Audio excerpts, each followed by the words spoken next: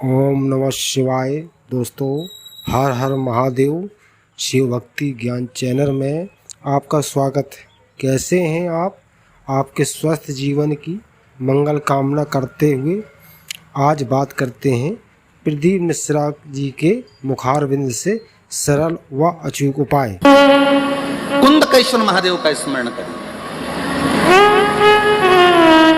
अच्छा, कई लोग एक प्रश्न करते हैं, गुरुजी ये बताओ कि आप बताते हो कि कुंदकेश्वर का स्मरण करो या उद्धूतेश्वर का स्मरण करो या फिर ये देवता का स्मरण करो महाराज, तो ये मंदिर में जाना पड़ता है क्या इनके? तो शिव महापुराण की कथा कहती है आप किसी भी मंदिर में जाएंगे और जिस देवता का नाम लेकर आप जल चढ़ाएंगे उस समय पर वो देवता उसको स्वीकार कर लेता है। आप जिस मंदिर में जा रहे हो,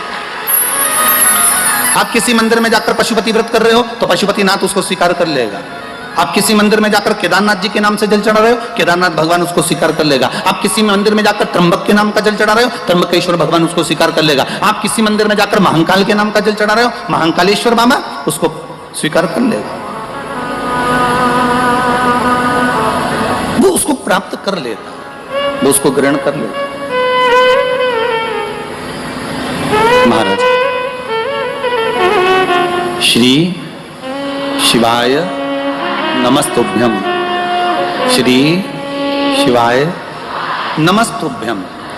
कुंदकेश्वर महादेव का नाम का स्मरण कर लेने पर जीव सुख आ जाता है। मेरे घर के माताजी ने कुछ उपाय भगवान शंकर के कुंदकेश्वर महादेव के करे और कहा 3-4 दिन से कथा सुन रहे हैं ना, और गुरुजी बोल रहे हैं कि 3 महीने में रिजल्ट आएगा। अगर मैंने दिल से शिव महापुराण की कथा सुनी है तो तू आज जांच करा क्या? सारी जांच भगवान शंकर के भरोसे पर आई। वो अगर कथा में बैठे हो तो जरूर हाथ हिलाना भाई हो। तो उन्होंने रिपोर्ट निकाली और उस रिपोर्ट को दिखाया कि गुरुजी ये सारी रिपोर्ट है। डॉक्टरों ने कह दिया था पहले जब रिपोर्ट जांच करी थी कि ऐसा ऐसा बीमारी है, ऐसा ऐसा रोग है और ये चीज है। और जैसे ही शिव महापुराण की कथा सुनने के बाद मेरी माता के कहने पर मैंने जांच कराई, सब रिपोर्ट अच्छी आ गई, कुछ भी उसमें प्रॉब्लम नहीं, कुछ भी नहीं।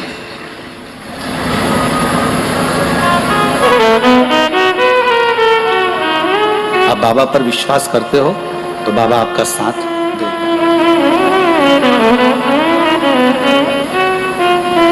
शिव कृपा करता है, ऐसा हो नहीं सकता कि शंकर कृपा ना करे अगर आपका विश्वास प्रबल है। जिस समय कहीं अटक रहे हो, बहुत हम तो यहां तक कहेंगे कि कोई बहुत बड़ी समस्या, बहुत बड़ी प्रॉब्लम सामने आकर खड़ी हो गई है, तो कुंदकेश्वर महादेव के नाम से 1 लोटा पानी, उसमें एक सफेद पुष्प डालकर शंकर को समर्पित कर दो या सफेद फूल शिव जी को चढ़ा दीजिए और उस पानी को भगवान शंकर पर समर्पित कर दीजिए महाराज। और उसके बाद आप आगे बढ़ जाइए, फिर कोई डरने की जरूरत नहीं होगी, शिव उसको संभाल लेगा। कुंदकेश्वर महादेव संभाल।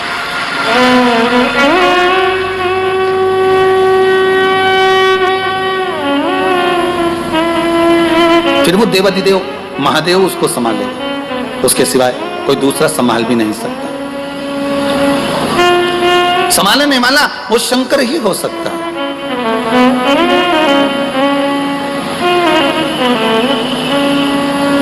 बोलो कुंदकेश्वर महादेव। भगवान कुंदकेश्वर महादेव के रूप में विराजमान हो गए। एक बार भगवान शंकर माता पार्वती को लेकर काशी घूमने के लिए गए, और काशी घूमने के लिए गए तब माता पार्वती जी ने भगवान शिव से कहा, भोलेनाथ आप मेरे साथ इस काशी में विराजमान होइए। शंकर पार्वती काशी में विराजमान होने के लिए बैठे ही थे, इतने में भगवान शंकर को याद किया गया तो शिव जी बैकुंठ के लिए भगवान विष्णु से मिलने के लिए चले गए। माता पार्वती के नैनों में जल भर गया, आप हमारे साथ आए हो, भ्रमण करने के लिए आए हो और आप हमें अकेला छोड़कर जा रहे हो। शंकर भगवान ने कहा चिंता मत कर पार्वती, सामने अशोक का वृक्ष है, इस अशोक के वृक्ष से जो तू मांगेगी तुझे प्राप्त हो जाएगा, तेरा एकांत समाप्त हो जाएगा।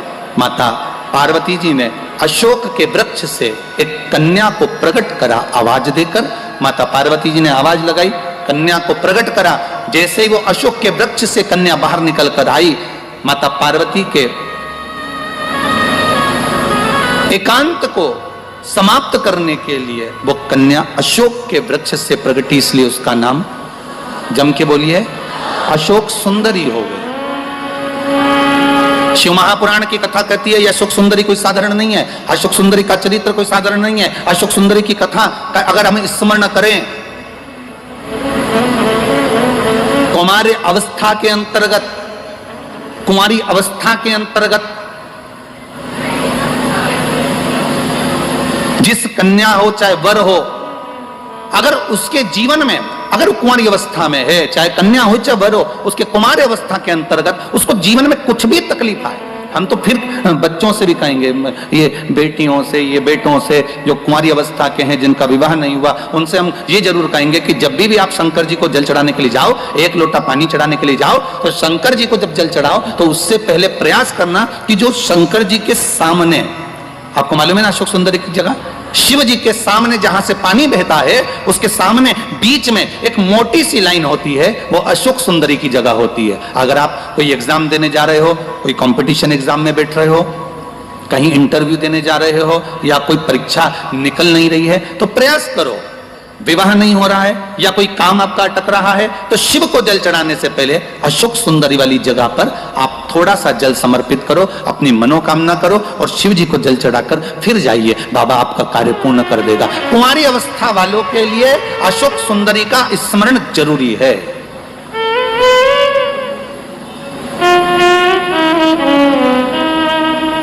जाते हो आप लोग मंदिर? घर से जल ले जाते हो कि मंदिर का जल भर कर चढ़ा देते हो? जम के तो बोलो जरा, घर से पक्का? सही है फिर तो, फिर मतलब धीरे धीरे तुम सुधर गए, ये तो पक्का हो गया। और होना चाहिए, या तो सुधर जाओ नहीं तो सिधर जाओ, सीधी सीधी बात हो, थोड़ा थोड़ा तो सुधरो रे। इतनी कथा हो रही है, इतनी कथा इतनी कथा इतनी कथा, जहां देखो कथा ही कथा कथा ही कथा, तो कथा में से कुछ तो ग्रहण करो, नहीं तो मालूम पड़े यहां से सुनी, यहां से निकाल दी, बच्ची पूछी थी तो कपड़ा में से झटकार दी, घर पहुंचे घर वालों ने पूछा क्या लेके आई, पूरी सब्जी, ये लो तुरंत। थोड़ा सा ग्रहण करिए अपने जीवन में, थोड़ा सा उतारने का प्रयास करिए अपने जीवन में, थोड़ा सा उतारने का प्रयास। महाराज शिव महापुराण की कथा कहती है, विदल उत्पल को मारने के बाद माता पार्वती जी ने कन्या को प्रकट करा, जिसका नाम सुंदर, अशोक सुंदरी का उसका नाम दिया गया। अगले वर्णन आया है, एक दनु राजा के महाराज दो पुत्र थे, जिसका नाम था रंभ और करंभ। क्या नाम है? रंभ और करंभ। दोनों तपस्या करने के लिए गए, जल में बैठकर तपस्या कर रहे थे, जल में बैठकर तपस्या कर रहे थे। उसी समय पर एक मगर आ गया और मगर ने आकर करंभ को खा गया। रंभ बैठा, आंखों से जल बहाता रहा कि मेरा भाई मर गया, मेरा भाई चला गया। अब संतान नहीं है, हम दोनों भाई अगर तप करने गए थे तो संतान की प्राप्ति के लिए गए, तो संतान ही नहीं है, क्या करा जाए? तो रंभ ने अब जल में बैठकर तप नहीं करा, रंभ ने अब जो तप करा है, रंभ अब जो तप करने बैठा तो चारों तरफ अग्नि लगाकर रंभ तप करने बैठ गया। रंभ जब तप करने बैठा तो भगवान ब्रह्मदेव प्रकट हो गए। मांगो रंभ, क्या चाहिए?